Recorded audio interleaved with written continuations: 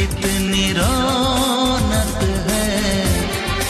आपको देखें कभी अपने घर को